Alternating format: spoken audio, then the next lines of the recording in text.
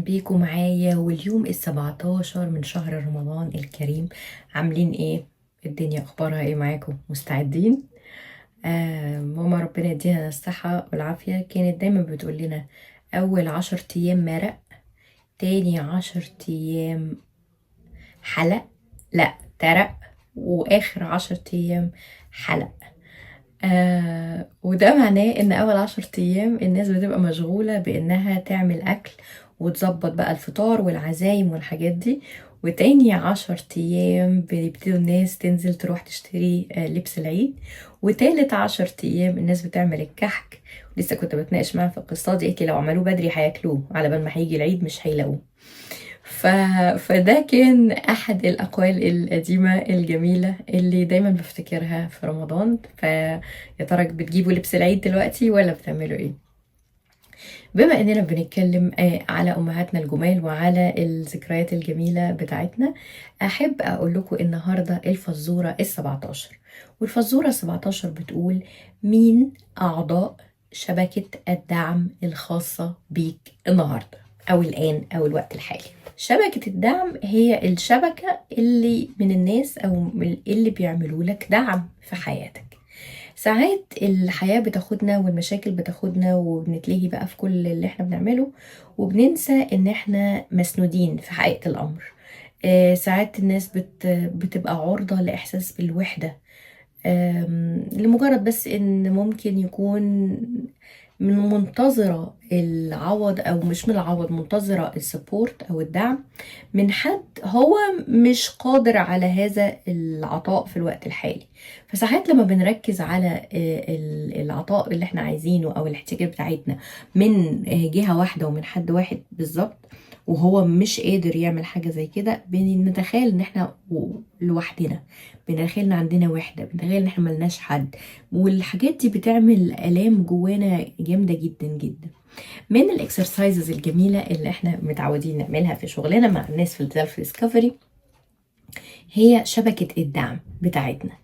وبنقول ان كل بني ادم حواليه مساحة، المساحة دي مساحة خاصة. يعني ايه مساحة خاصة؟ مساحتي انا، مش عايزة حد يخش فيها، نو ماتر هم مين. في مساحة شخصية كده فعلا حوالينا، اللي هي ما بنقولهاش لحد. دي حاجة بتاعتي انا. مشاعري اللي جوايا بجد بجد بجد ممكن مش كلها اقولها للناس. مخاوفي، في جزء مني كده ملوش غير نفسي. اوكي، فدي المساحة الشخصية. بعد المساحة الشخصية في مساحة دي بتاعة الأقربون، هتلاقوني عاملاها لكم في الأكسرسايز هتشوفوها. الأقربون دول بنسميهم in English بنسميهم الانتمتس، ودول الناس القريبين مني جدا جدا جدا جدا.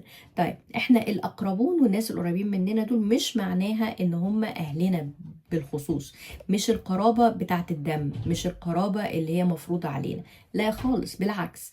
دي القرابة اللي احنا بنختارها.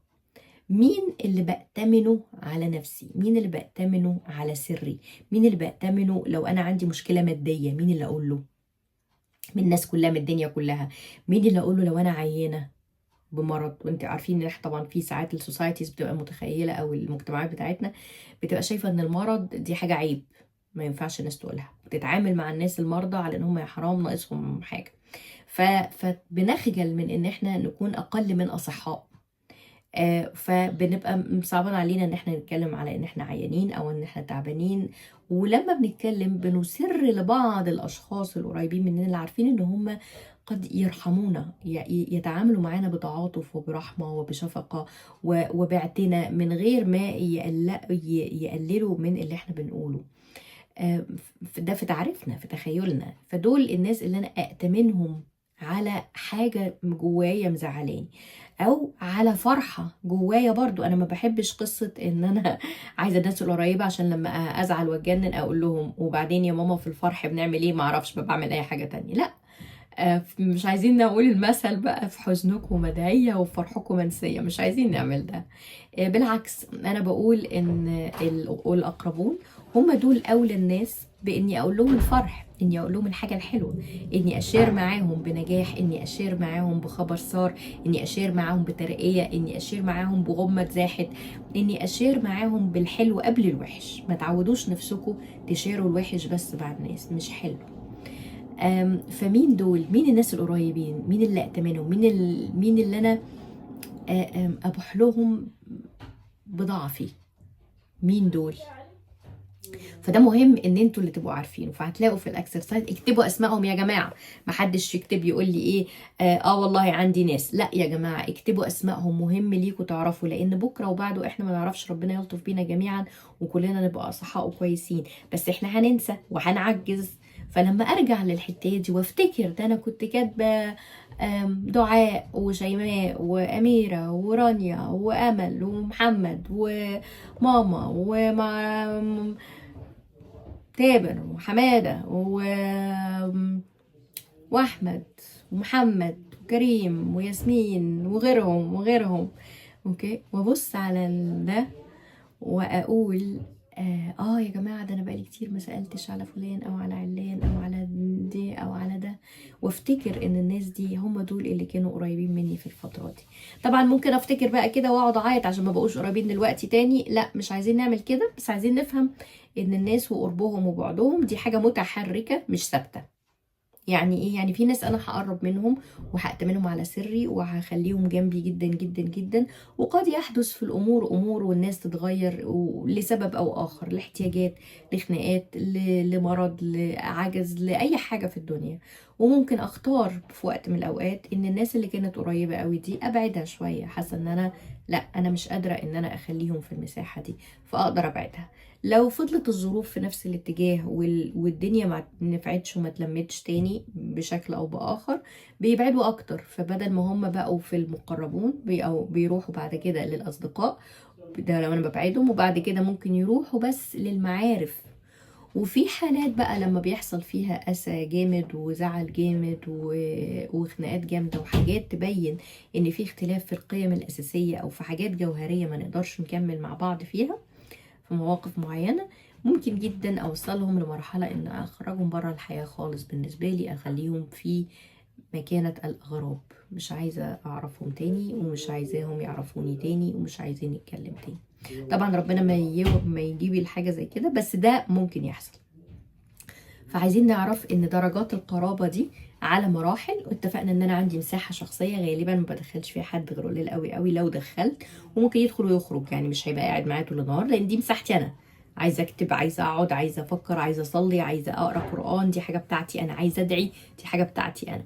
وبعديها هيجي الانتمتس او المقربون، وده ممكن يبقى فيهم ولادي وممكن لا، على حسب العلاقه شكلها ايه. ممكن يكونوا فيهم صحابي وممكن لا، ممكن فيهم اهلي وممكن لا. اجان قلنا البارامتر ايه عشان اعرف دول مقربون؟ مين اللي هقول له ان انا في عندي كارثه في البيت اتكسف اقولها لاي حد تاني؟ مين دول الناس المقربين؟ مين اللي هقول لهم ان عندي مشكله ماديه؟ مين اللي هقول لهم ان عندي وجع، عندي الم، عندي عمليه، عندي حاجه؟ مين الناس اللي هأتمنهم على حاجه جامده قوي بالنسبه لي؟ خلاص. ولازم اقول لهم انا فين ورايحه فين وجايه منين، يعني مش كده، يعني اقصد اقول ايه، يبقوا عارفين سكتي، مش يعني مش هقطع معاهم، مش يبقوا مش عارفين انا فين في البلاد يعني ومش عارفين يوصلوا لي، لا. ده ليفل اولاني. الليفل اللي هو اقرب ليفل. الليفل اللي بعديه ليفل الاصحاب.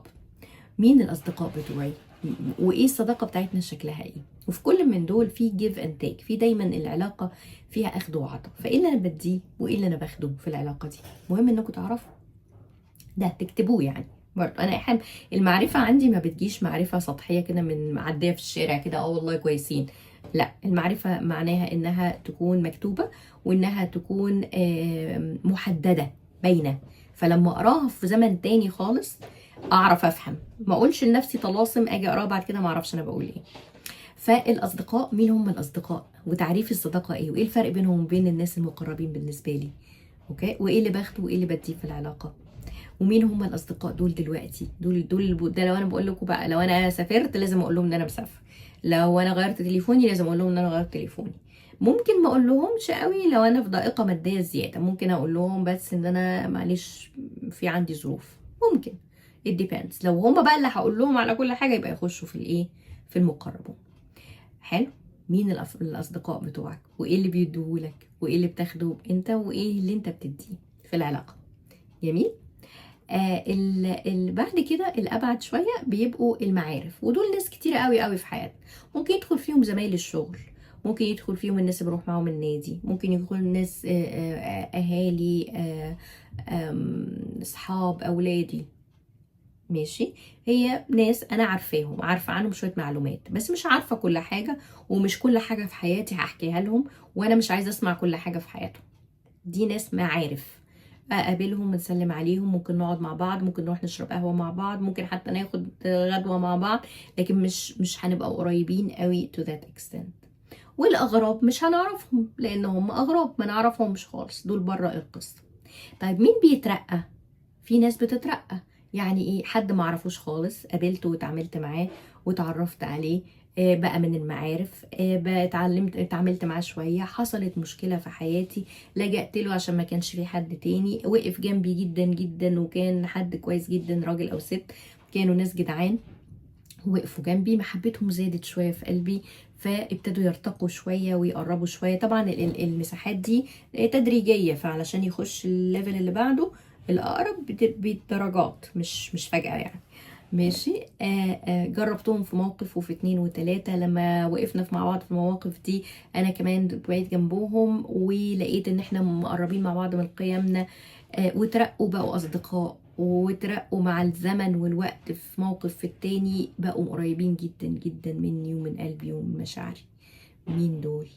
فاذا العلاقه، وده يا جماعه خدوه كده حلقه في ودانكم زي ما بيقولوا، ان العلاقات مش ثابته، والعلاقات مش بالدم، العلاقه بالعلاقه نفسها. ايه اللي بيحصل فيها؟ في ناس قريبين جدا جدا مننا، ولو حصل حاجه هم دول اللي هجري عليهم، لو مجروحه، لو تعبانه، لو عيانه، دول اللي اترمي في حضنهم، دول الاقربون. ممكن ما اكلمهمش في فترات طويله، بس عارفه ان لو رحت لهم هيفتحوا دراعاتهم وياخدوني في حضنهم. مين دول؟ مين دول بالنسبه لكم؟ ومين الاصدقاء؟ ومين المعارف؟ والعلاقة بينكم شكلها ايه؟ ايه الاخذ وايه العطاء؟ واشوفكم تاني بكرة ان شاء الله في فزورة جديدة.